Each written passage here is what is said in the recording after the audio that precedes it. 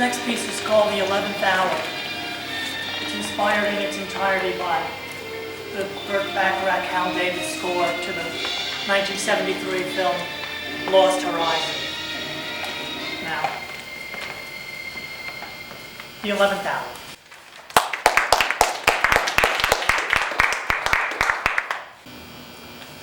Good evening. It's time to offer a tale with a touch of the unexplainable. Tonight's journey emanates from the vaults of our lost and found department. It tracks the history of love and joy as discovered one summer by an adolescent boy named Mark. So sit back, relax, forget the time, and enter the world through the portals of the 11th hour. Mom, I wish we could live in a big house overlooking the sound. We will. Watch the television while I speak to your Aunt Pamela. All right. Mark is such a sweetheart. I wish more of his teachers thought so. When you call me Aunt, honestly, Sharon, you feel so old. Pam, we're the same age. It's just that you didn't start as early as I did. Here, read this begging letter I wrote to my ex-husband. Dear Joseph, I realize you received sobering news from the doctor. What is this about? He won't tell anyone. Read on. And although I have no idea of the severity, I know this is a stressful time. Yet I wonder if you could have it in your heart to increase your allowance. It will benefit my son. Mark, at 13, is impressionable, easily falling under the spell of local artists who exhibit in the gallery above us. I'm concerned that he risks choosing their lifestyle without first exploring other options. I believe he will do well to enter a Catholic school in Seacliff, not only because of the high moral standards, but because the classes are small. I'm unable to afford the tuition alone. Please help me. This is good. It's a direct letter. It addresses your concerns. And this is his response. Dear Sharon, you wrote at a fortuitous time. Over the years, I have grown to realize how much of a son Mark is to me. Despite our disputes, I accept that he is not only my son in a matter of speaking, but is in fact my only son. You were never involved in extramarital affairs. You sought freedom from my restrictive lifestyle. You used your pregnancy as a ruse to break us apart when it should have been the bond that secured forever our sacred union. Let me see that. Has he lost his senses? I suppose so. Mark isn't his son. My pregnancy was the grounds for our divorce. Then why did he write this? I think he wants to help. There's more. During these years, the only reason I was able to leave you wretched was that pregnancy. Now I acknowledge the child is my own. However, I will not increase the strain on my life by seeing you. By the same token, I cannot bear you residing in the two-room hovel in Greygang that they have the nerve to call living quarters. As I must be near my doctor's clinic in Glen Cove, I offer you the Seacliff estate for your residence. Stay there this summer. You will find the keys under the mat. Joseph, how big is the estate? It's a fortress, 6 bedrooms. It's on land overlooking the sound. Mark needs a father figure. He's getting a monarchy. And look at this postscript. If you stay this summer, I will gladly pay for Mark's tuition in the fall. Oh, congratulations, Sharon. This is, everything you wanted. Mark will be delighted. Are you still between residences? The owner is selling in 2 weeks. Well, you're always welcome at Seacliff. Mark, say goodbye to this dark and dismal basement. We're moving where we can bask in the sunshine. I told you it's where I used to live. He left you the house? He's letting us stay for the summer. It's much better than where we're living, and we can live there rent-free. We definitely need a car now just to get out of the There's place. a car on the grounds. Yahoo! So much space! We leave tonight. Mark explores the grounds of the estate, stopping to wrap his arms around the concrete columns that stand, uselessly majestic. They are the beams of some resplendent ruined Parthenon, built on the clearing the forest is reclaiming. My old nature trail. Man, I'm doing great. Oh, hi, Mom. Wow, there's so much land. We have 4 acres bordering a 6-acre cemetery. Whoa, is that where they keep all the bodies? Yes, and it keeps us safe and secluded. We're so lucky to be here, away from the stray bullets of gang warfare out there in Great Neck. Fresh air, the wind, the breeze, room to grow for all living things. Before school lets out, I want you to visit the school you'll attend in the fall. I've already arranged things with Sister Mary, what's her name, and she's expecting you. I thought we were Jewish. It's a good school. Mark attends the last class before the summer at the Catholic school. There, Sister Mary, what's her name, presents her lecture on the circular path everyone travels. Her slideshow on labyrinths leaves Mark's head spinning. Remember, children, all I taught you. Nurture your spiritual life over the summer and come back prepared to share. Now, follow me as we leave the classroom. The sister leads her students outdoors. They dance in circles in the schoolyard at her direction. The male principal joins them to give a departing blessing. Have a great summer. Go in peace. And whenever you are alone, remember, God is watching you. Wherever you go, let the Holy Spirit be your guide. Dismissed. Mark enjoys apparent idleness, where a passing day feels like an eternity, as though time stands still when it is, in fact, crawling slowly. One night, after a particularly lazy afternoon, he sits up late in the library within the estate. It's lonely here. There's no traffic. Mark, come to bed. It's almost 11. I'm old enough to stay up after 11. I'm concerned you'll turn on the TV. I won't. We don't have cable here anyway. Listen, turning on the TV without cable can be very dangerous. Oh, Mom. Do you think we'll be struck by lightning? It isn't even raining But it's outside. humid. It happens. Remember, you have to be up very early tomorrow for your first day at camp. Sharon exits. Mark walks over to the television and turns it on. A burst of snow enters the room. He promptly turns it off. I need something to knock me incoherent. The perfect state for sleeping. Pride and Prejudice. I can think of no finer occupation of my time. Boy, this is a boring book. I can't understand any of it. There's so many pages. God is watching me. He's being really distracting. The crickets are silent. The gardener must be using a powerful herbicide. I must speak with him about that. This is supposed to be a place where living things have room to grow. Arcade, with something rising from it. The snow from the TV left a radioactive mist. It's a rather shapely mist. Hello? Hello. What do I look like? Like a sliver slithering between planks of wood. That's not me at all. Something's wrong here. Who are you? No time to explain. I've got to go to camp tomorrow. Oh, wait. Don't be frightened. Help me. Would you light a match, please? I don't know where to find one. Look in that humidor. While you're there, you can help yourself to one of the cigars inside. Remember to poke a hole in the end. I almost forget. Can you see me? No. Are you a kid like me? I'm not a kid. How old are you? 13. So am I. Who are you? I'm just a kid. Who are you? I'm a shroud. Well, remove the shroud and let me see. All right.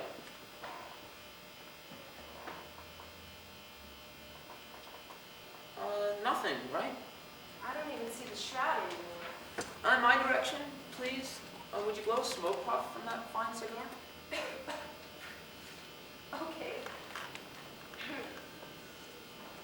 Now I see a musty pile of rags. That's me. I'm a walking shroud hanger. I'm your neighbor. I live in the house down the driveway. Where the broom columns are? Yeah, they're the support beams. You seem pretty young. Do you live with your parents? They've been resting in peace since 1924. I'm here alone. So are you, aren't you? My mother's upstairs. Forget her. I won't be able to when she comes down the stairs and finds me speaking with myself. Not only to yourself. I hear you perfectly. Tell me what you want.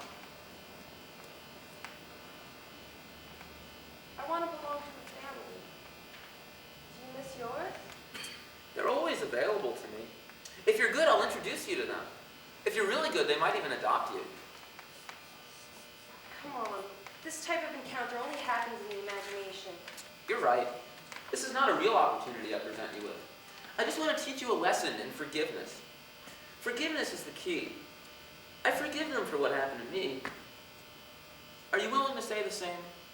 Who said anything about forgiveness? What do you have, resentment? You think I have resentment? I don't feel it, except maybe for my father. Your resentment enhances my appearance. You're already enhanced from the mist and the floor cracks. You're definitely a young boy like me. Finally, I found a friend. But look, my hour, it's almost up. Bedtime, Mark. Oh, Mom, I just want to watch the news. Don't joke with me, Mark. We have no cable and we're not going to get it either. Come to bed. In a minute. We still have a few minutes. Why are we limited to an hour? We don't have to be. If you let me, then soon I'll be a part of you. Okay. Before you go, who are you? Where do you come from? And why are you telling me these things? You really interested? In general, I'm interested in everything. There's a problem from our next lesson. Priorities. How to set them. Tell me who you are. I'm your first priority. Who are you? Never mind. I don't believe any of this. Then I shouldn't even be here. Eric vanishes. What was that? The next day at camp, Mark finds himself sleepy and withdrawn. 2 weeks pass. Newly evicted Pamela arrives at Seacliff. She walks down the driveway past the ruins of the old house to join Sharon in the gazebo. Pam, I'm so glad you're here. I can't handle this place alone. You should stay. Sharon, I just might take you up on that. I'm homeless now, looking for a place to call my own. Put off the search for a couple of months and enjoy the summer with us. You need a break. Joseph reinstated my membership at the beach club. It's 13 years since I've been there. I wonder if George is still the busboy. What is the matter with your ex? Is it like Lou Gehrig's disease? I don't know. He got very bad news from the doctor, so he's staying close to the clinic. But why are we talking about him when I was just fantasizing about George, the busboy? Tell me about George. He's a Mexican guy, sweetheart. Everyone loves him. Helpful, waited on me hand and foot. I imagine he's still there. What was it like being the wife to Joseph Schramm? Oh, there you go again. All right, well, he's a conservative and an unimaginative man, so I did my best to play the maid in the parlor, a lady in the drawing room, a cook in the kitchen, and a whore in the bedroom. It turns my stomach to think I played all those roles right here in this house before Mark was even thinking about being born. Well, it must be great to return without him. It's highly preferable to having him watch my every move. Come on, let's go to the club. 11 a.m. Mark stands by the ruins, smoking a cigar. Good morning, Mark. No camp today? Oh, there you are. Welcome back. I only go to camp on weekdays. Today's Saturday. Good. There's nothing for you there. Follow me. I'm here to direct you to your final destination. How do you know my name? I overheard. My name's Eric, and I'll be your ghost for the summer. Who says that? I do. But is it a cliche or a quote from somewhere? I probably overheard it. But it's a pleasure to meet you, Eric. I'll do my best to give you a sense of belonging. Eric leads Mark to the graveyard. I couldn't help notice. You have 2 women living with you, Mark. You don't seem to have any brothers or sisters to play with. Did anybody ever sit down and teach you about the birds and bees? Are you kidding? Okay, I'm sure you got basics. But did anybody help you explore the act itself? You mean like a Kama Sutra class or something like that? What's that? I was thinking about your wanting to be part of a family. So let's start with a family. The point behind the birds and bees. A family is a group of people multiplying. A man and a woman come together to create another being like them, either a boy or a girl. A family. It's a great feeling of people living and growing together. And here it is. Eric conjures a vision of couples, man and woman, as they turn doorknobs and exit out of an identical row of brick houses, sweeping their paths, hanging up clothes and dancing merrily. See these idiotic sprites?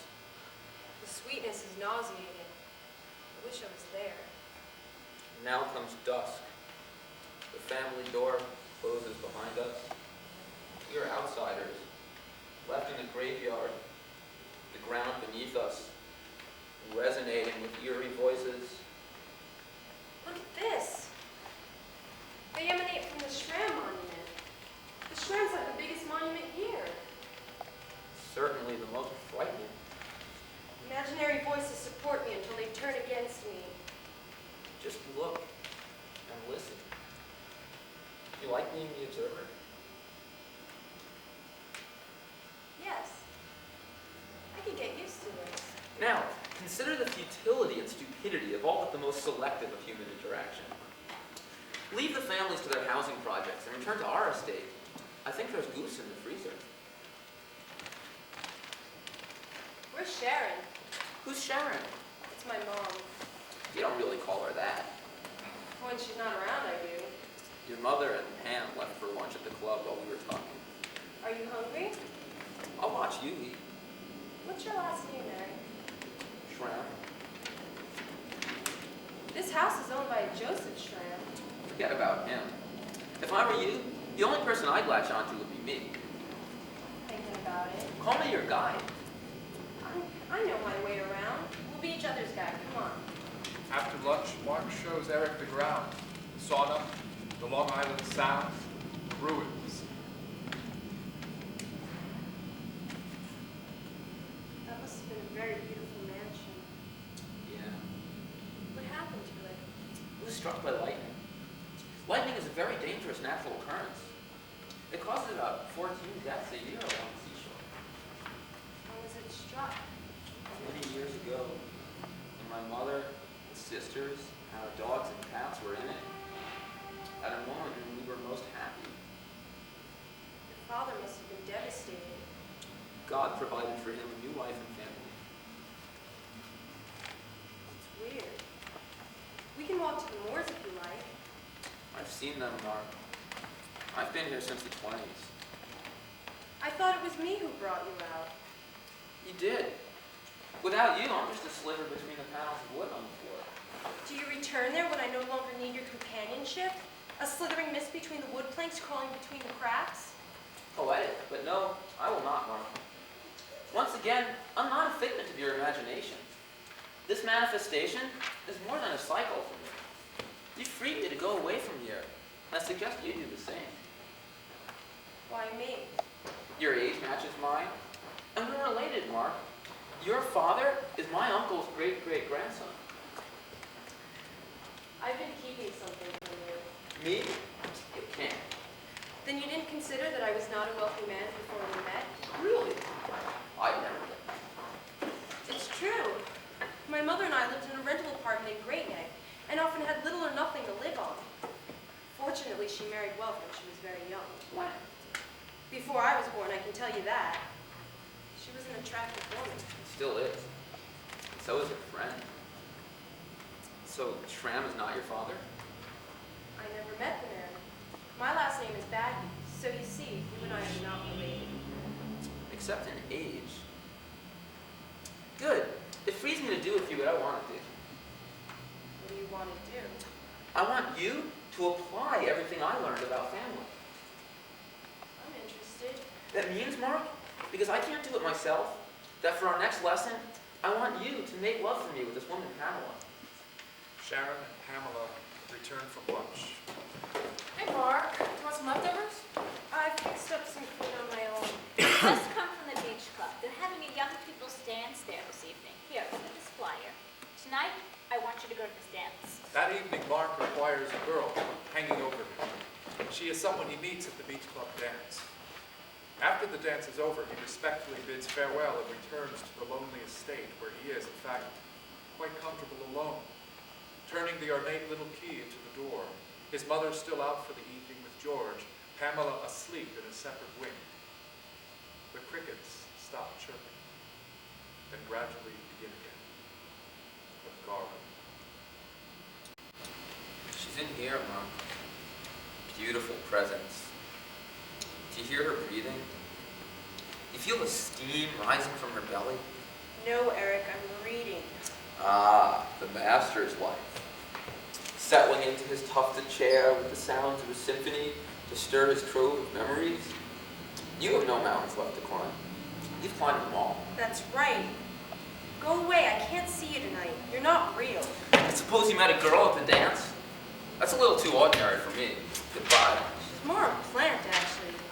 A clinging vine. Now, where did he go? Trap that boy. Eric, please come back. Did you like socializing with people you didn't know? This is the best part of the evening. Sitting here by the fire, relaxing, listening to a symphony, chatting with you. How about going to bed?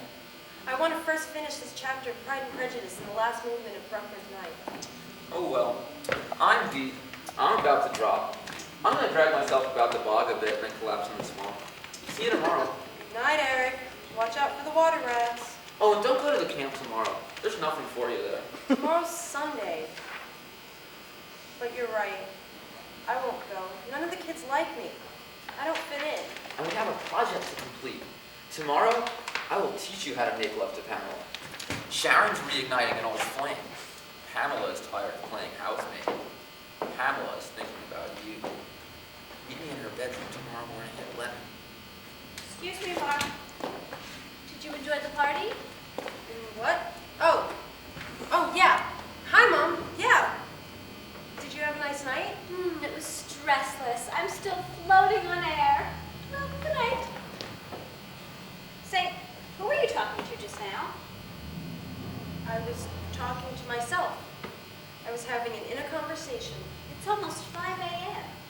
Sometimes the 11th hour occurs well after midnight. Oh, that's really clever, Mark. I wish you would apply your intelligence to something constructive. Like Shibley Day Camp. Mark, will you stop hiding? I enrolled you in a very expensive program. I expect you to participate. They all expect you. I don't want to go to camp. Tell her you don't like competition. I don't like competition. You want to be in a field of your own.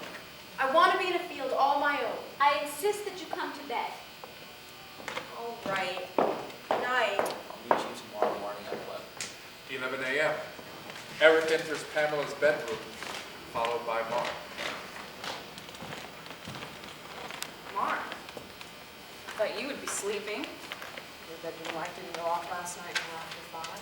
Tell her you woke up dreaming about her. I woke up dreaming about you. Why?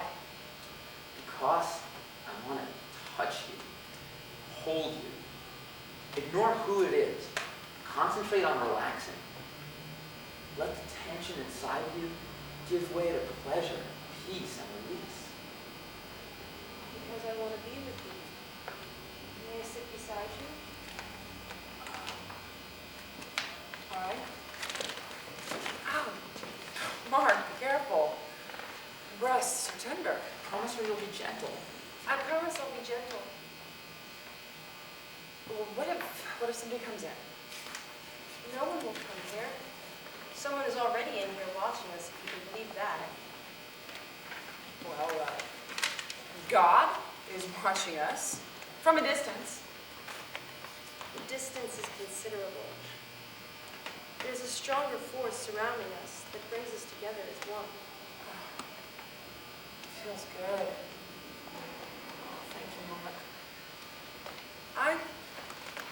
I believe childhood sexuality is a force to be reckoned with. When I was young, I never got the attention I wanted. It's terrible being young and with knowledge. Wow, it's going great. Look how you're both so different. You must get into her being. Then you will know how to proceed. He's so gentle. I don't want to frighten this beautiful boy from me. She wants you. She can't believe how seductive you are. You're so masculine. Pamela and Mark get hot and heavy. When Pamela becomes concerned that Mark will ejaculate inside her, she pushes him out. She masturbates herself and him. Pamela takes a stroll with her afternoon constitution upon the lawn outside. Mark watches her from the attic window. Eric appears and leads him to the library. Come downstairs. What a lovely dream. I hope we can do that again. Did you frighten her away? No, didn't you see? There came a point when I stopped watching. She He embraced me. You look different. More distant from me. I'm spent. Well, come on, let's run around the grounds for a bit. Are you crazy? I've retired for the afternoon. If retirement is what you want, come on. I'll show you one of the treasures of the estate, the hidden pleasure dome. I didn't know there was such a thing. Wow. How ornate. The dome soaks in the warmth of peaceful sunlight. Is this yours? Yeah, you're safe here. Such exotic creatures. Woodland creatures. We specialize in simple things. At last I see the majesty of the ghost world. See it not through my eyes, but through yours. I'm in a state of nirvana. Let's visit my parents. At last! Hi, Mom. Just in from the brothel. Any food on the table?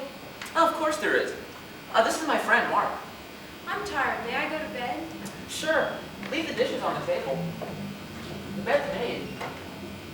Such nice parents. This is a servant family. My parents were servants to their children. Where's your father? My father's out. I didn't realize your family was here on the grounds for you. Of course. I go out on my own. I leave them here. My family's always nearby. Come on, I'll introduce you. This is how they were before I frightened them away. You have such a nice family. Such happiness can't last. I froze the perfect moment. I especially love your pets. Your white cat has the most beautiful, flexible vertebrae. She likes you too. How do you feel? Serene. Does the word sin mean anything to you? No. Does it mean anything to you? Don't answer that. Eric leaves the room.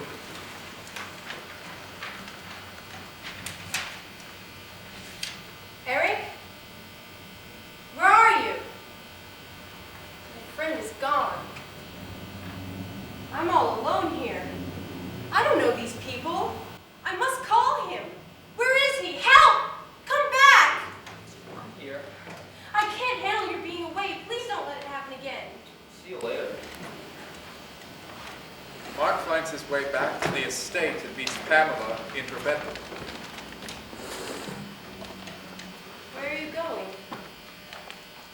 I'm packing. I'll watch.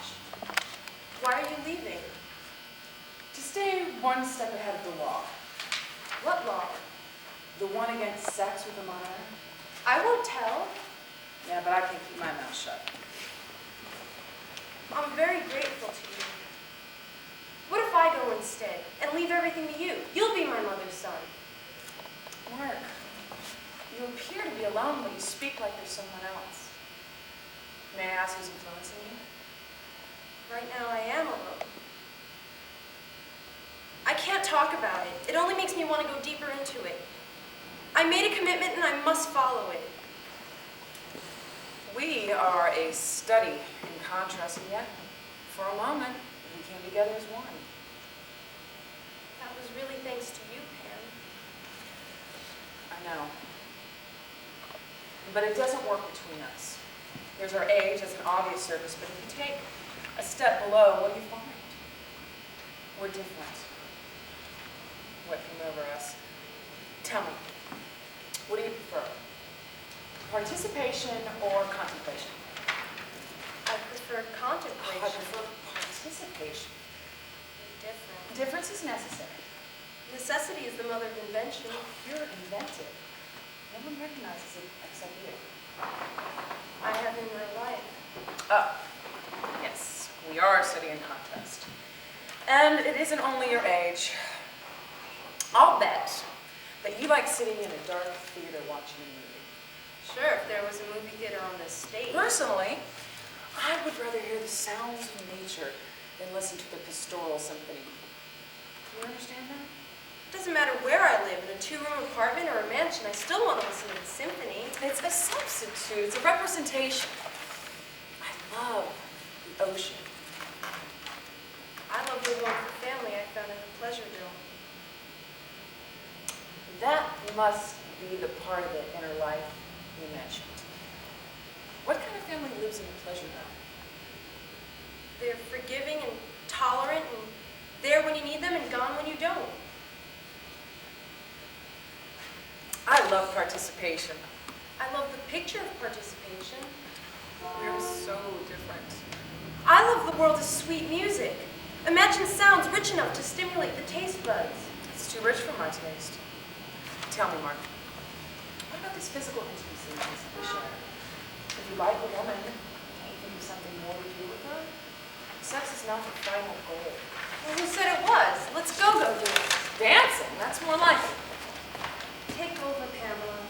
Be my mother's son. Whose influence are you following? I want someone who appreciates me for my ability. I have a lot to offer. I'm sure you do. While they dance, Eric appears. Mark and Eric communicate telepathically. You know, you really are stupid. How could you have done that with her? How did it feel? Don't you know? No. It felt good without making me even a little happy. So you mustn't do it again. But I will because it feels good. That's the first stupid thing you've said. I'm a human being, which is animal, not pure spirit like you. Do you like being a human being? I have no choice. I have a choice as a ghost. Do you want to be like me? Yes, but what choice do you have? I can choose joy or morbidity, disaster or good fortune. I can choose dancing like an idiot. I wish you never showed me the pleasures of the flesh. How can I possibly resolve this contradiction? You mean this contraction? It resolves itself in the way of all flesh. Have children.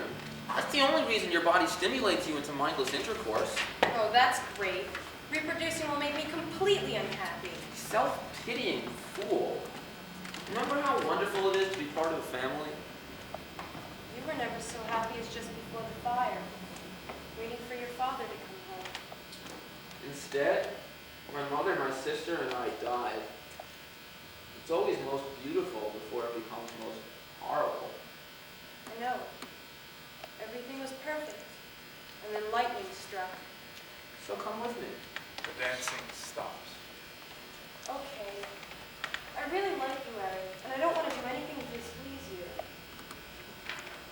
Pamela sits with Mark in the library, joined moments later by Sharon.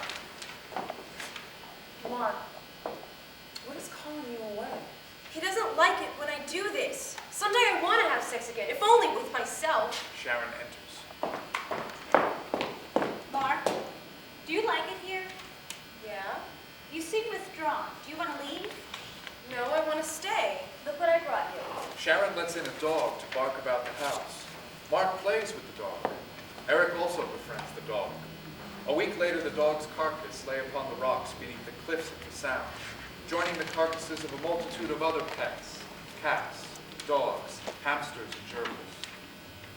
That's a deep cliff. It was his choice.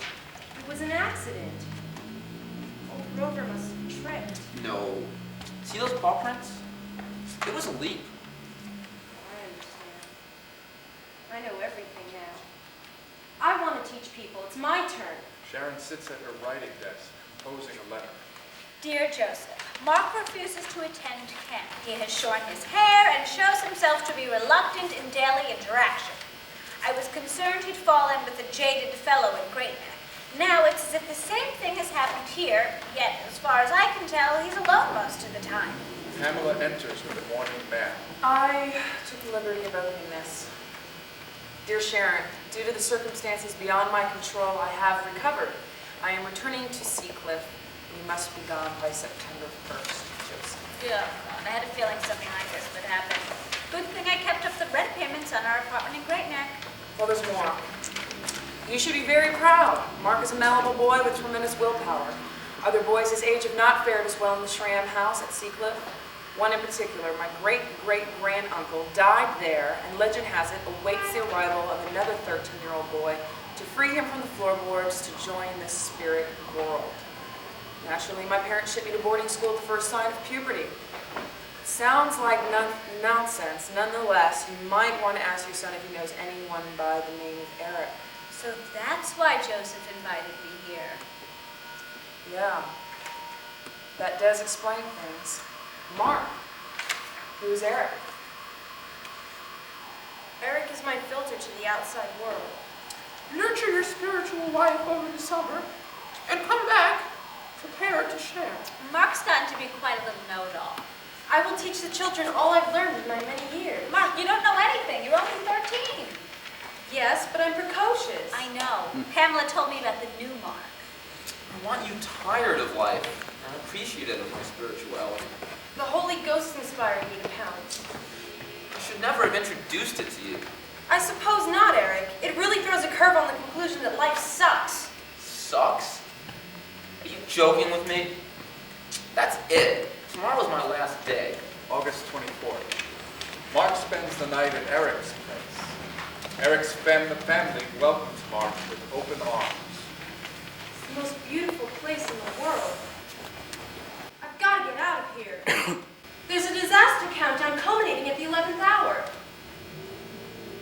Where am I? This is unfamiliar ghost territory. Eric? Are you there? It's all too rich and ghastly, too much sugar. In this palace, shall I be Eric's brother, join his family? What could be wrong with that? Oh, I remember him telling me about something to come, something that brought all this and suddenly and catastrophically to an end. All gone and Eric alone.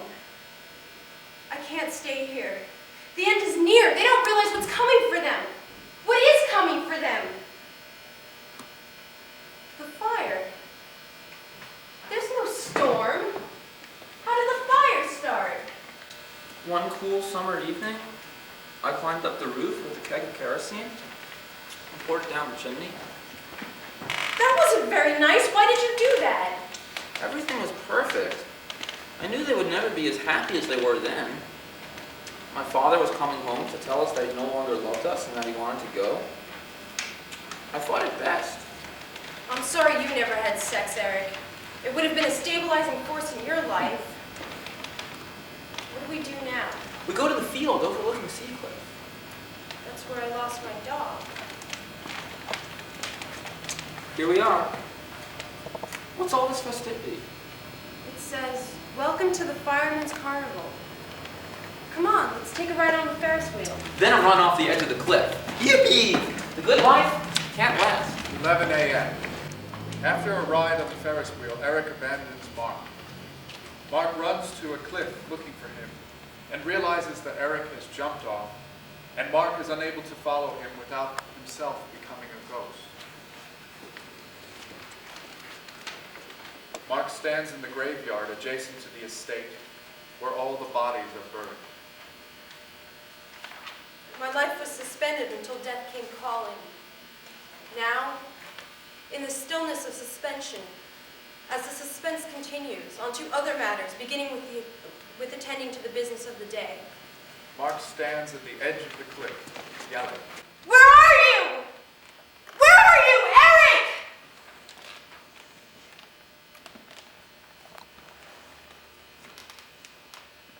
Yes, I used to fantasize about him as a child. It's funny, I haven't thought about him in years.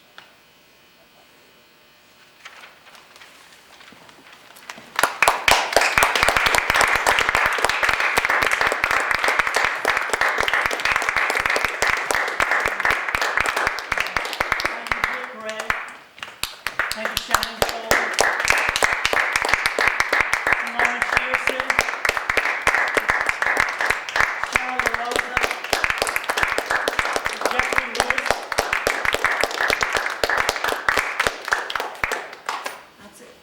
We have any conversation, any comments? We'd glad to entertain them at this time. This concludes our reading. We had it yesterday and today. This is the third performance, by the way. The original presentation was at La Mama. We had 4 of the 5 members here. Actually, Shamona Shearson came in at the last minute and really helped us out there. At the 11th hour. At the 11th hour, she appeared. And on March 13th, when it was originally presented, it opened a reading series that's still going on at La Mama. At that time, I was looking for a date there, and I got the opportunity to do it within a very short amount of time. So this is what came from that opportunity over a few weeks before the reading. It does have its origins in something that I listened to as a child, and how it was very evocative, very beautiful music, actually, some of the great Bacharach music, and it inspired the idea of a ghost. And anyway, that's a little bit of the background on it. Any comments, any questions, any suggestions? It's in formation at this time. People have seen it, actually, a couple of people saw it.